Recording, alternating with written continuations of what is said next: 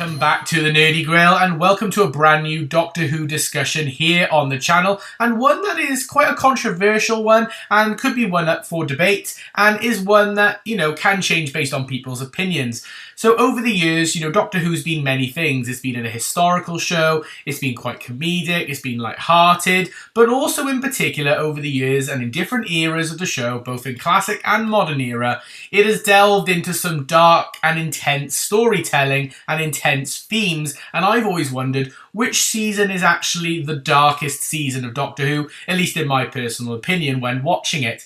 There's lots of different candidates you could think of. For the classic era, for example, the Philip Hinchcliffe era, so seasons 12 to 14, with the Fourth Doctor, played by Tom Baker, was often considered quite a dark era of the show, often delving into gothic horror style of stories, like The Brain of Morbius or Pyramids of Mars, and then you've even got other stories like The Talons of Wing Chiang and The Deadly Assassin, which teeters on stories that led to the show being looked at by specific people thinking that the show was too violent or delving into the racist aspects of the show for the time. So you could argue that's the darkest period of the show.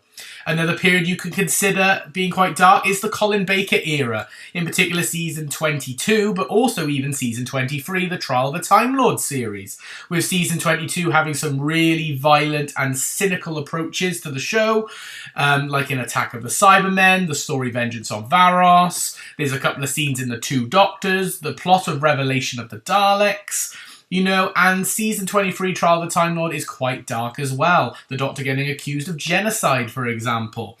But also, it makes that Doctor a lot less approachable, so even your protagonist is very unpredictable.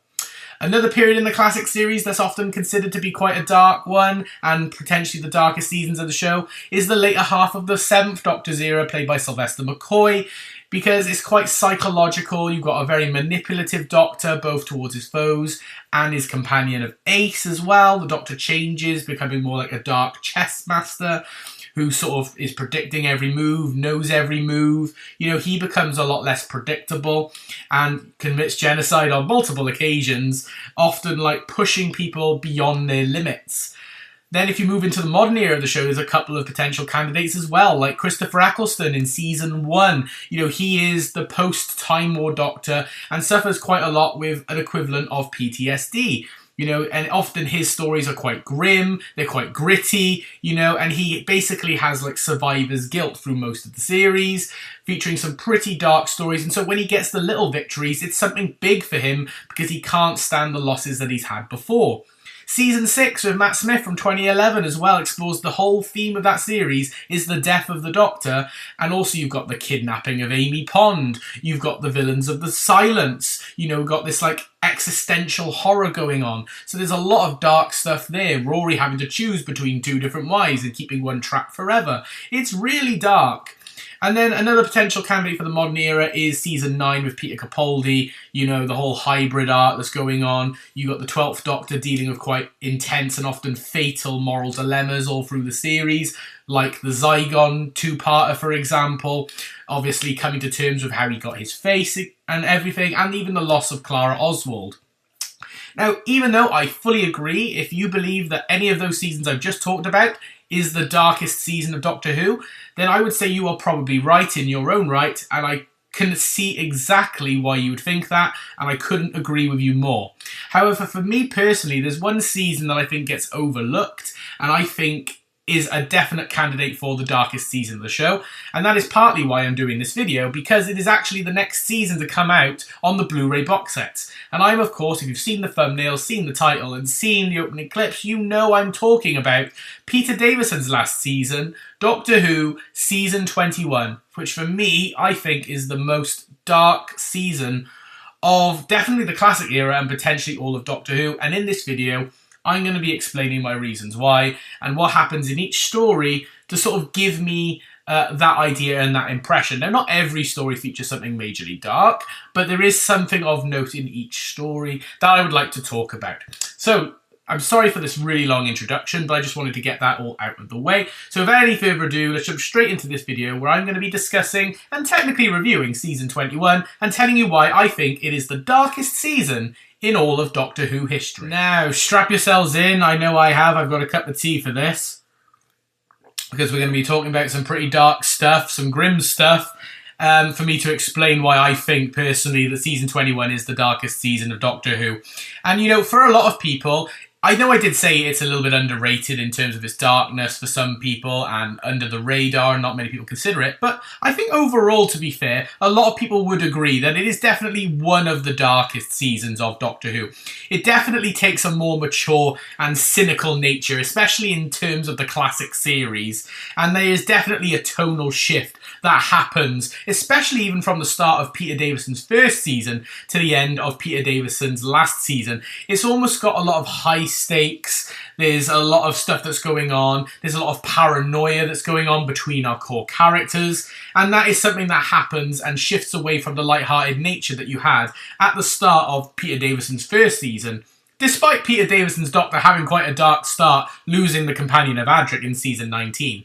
But let's break down some of the reasons why I think season 21 is so dark. So one of the main reasons, and one of the more notable ones that people will pull up on, is the fact that it is quite an extremely violent series, even more so than season 22, if I'm perfectly honest. And there's also high body counts in practically, well, the vast majority of all the stories.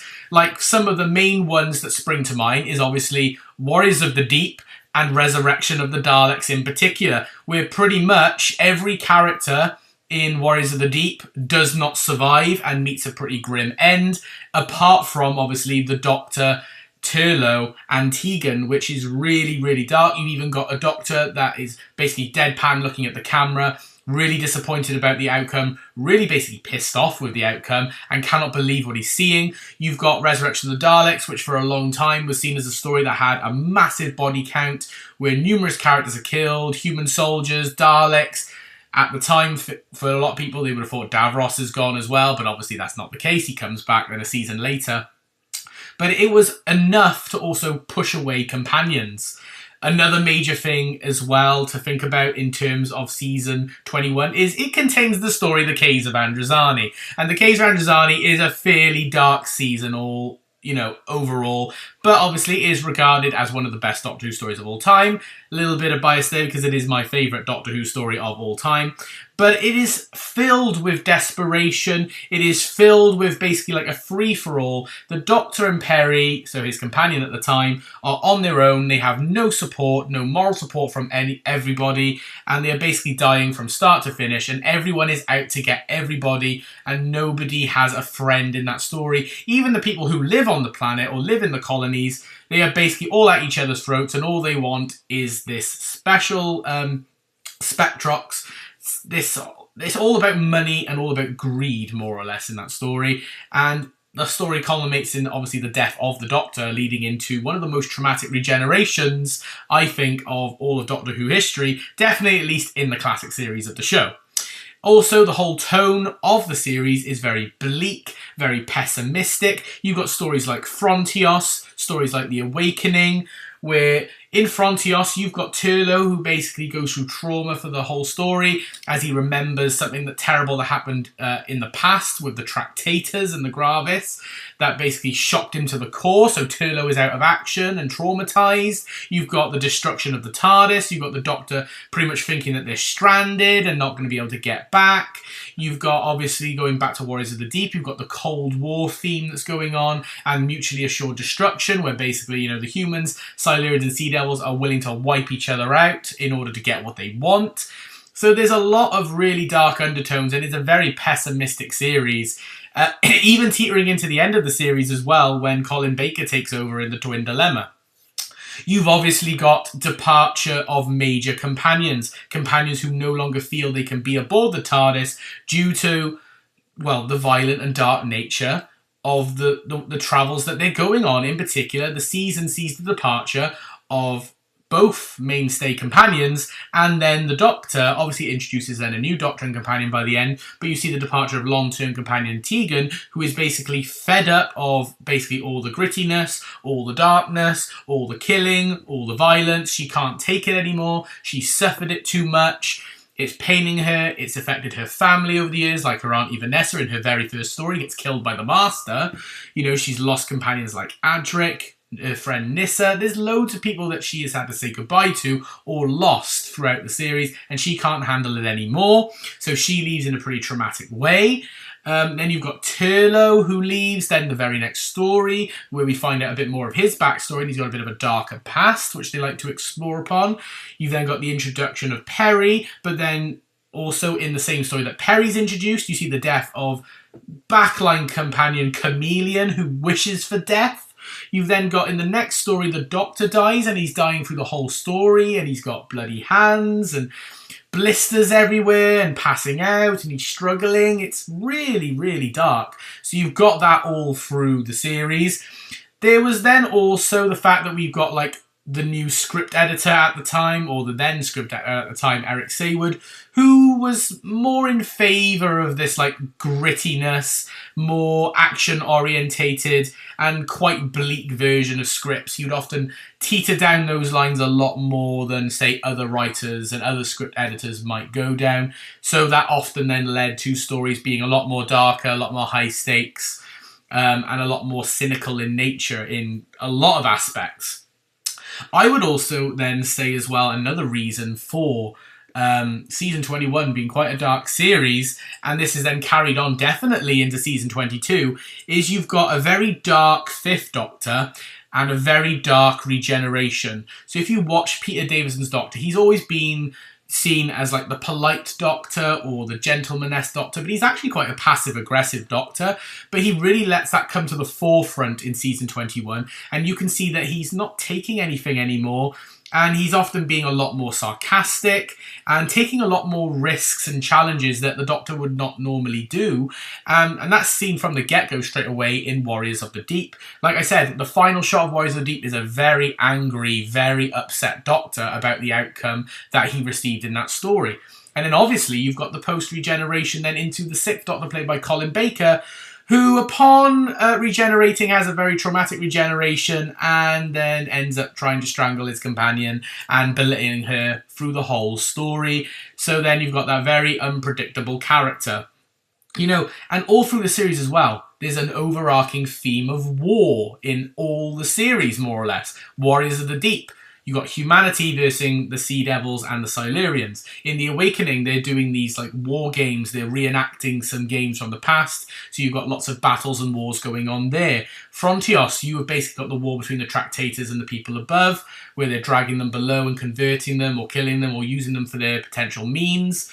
You know, you've got the Daleks, and anytime there's a Dalek story, you've got the Daleks versing humanity or versing like the Thals or just versing anything that's not Dalek, so to speak. You know, you've got Kazar and Razani, where literally everybody's at war and nobody is on anybody's side. Everyone is out for anybody at that point. You know, so there's just that constant theme of war and survival all the way through the series. And it does get really repetitive and really drains you by the end. Then there's another thing that I'd like to think about is in terms of like there's really unsettling character moments through the series. And this is mostly aimed at unfortunately, the twin dilemma with the Sixth Doctor, who is one of the most unpredictable Doctors of all time in that particular story, where you don't know whether he's going to be nice to his companion or harm her from scene to scene, and that leaves you shivering and on the edge of your seat the entire time. When you start off with a Doctor who is being very vain, being very arrogant, you know, ignoring the companion's worries, physically assaulting them, basically letting them, you know, throwing them under the bus all the time, abandoning them, you know, and then expecting the companion to just be all right with it, and the companion only stays in the hope that one day that Doctor might settle, might change, and might be the person that she first met. That's a really dark thing to think about. And, you know, it's really, really a deadly combination for a Doctor-companion duo. They do obviously get a little bit better in the Sixth Doctor's main era, but at the start, that was a very ropey relationship, if I'm being perfectly honest. And going on to the distress of companions, obviously that was with Perry, but obviously Turlo, like I said, he's got stress in Planet of the Fire, and Frontios with, like I said, his trauma when they encounter the Tractators, because he can remember them from like a war and battle that happened before. And then you've got Planet of Fire, where we discover that Turlo was actually exile, prisoner, and so he's got fears that he might be, you know, taken back, put back to prison, tried, this, that, and the other. So he's got that fear there. So Turlou's just got fear through the whole series. You've obviously, like I said, Tegan is constantly in distress because she's tired of being possessed, tired of being shot at, tired of being under threat all the time, and seeing the loved ones that she has built a great bond with die. And so you've got that distress as well. So it's really, really, and they're supposed to be us, in terms of they are the people that we look to, they're the people that we're supposed to relate to. And so if they're stressed and worried, we get stressed and worried. And that's just how it feels through the whole series. So it's all these little things together for me, really culminating why I think season 21 overall is quite a dark series, and probably the darkest, because some of the ones that I mentioned at the start of the video have a lot of the dark themes, but I don't fully think they're consistent in every story, and there's a couple of stories that give you a bit of a breather and a break, whereas I don't personally think there is a full breather or break in season 21. Every story is just like a massive weight going onto your chest, and you're just like, I can't breathe, you're suffocating me with all this darkness, all this dread, all this violence, and all this death, and it's just, wow, so overwhelming. So for me, season 21, at least in my personal opinion, is the darkest season of Doctor Who history, at least in the classic series, and debatably even in modern era as well, if I'm perfectly honest. And I'm really looking forward to season 21 coming out on the Blu-ray box set range, because I want to rewatch those stories and see what updates have been made, if in special effects, added in deleted scenes, anything, to see if they make them even worse in terms of the darkness. But can I just say and preface this now, I don't think season 21 is a terrible series. There's one or two iffy stories in there, like The Twin Dilemma and Warriors of the Deep.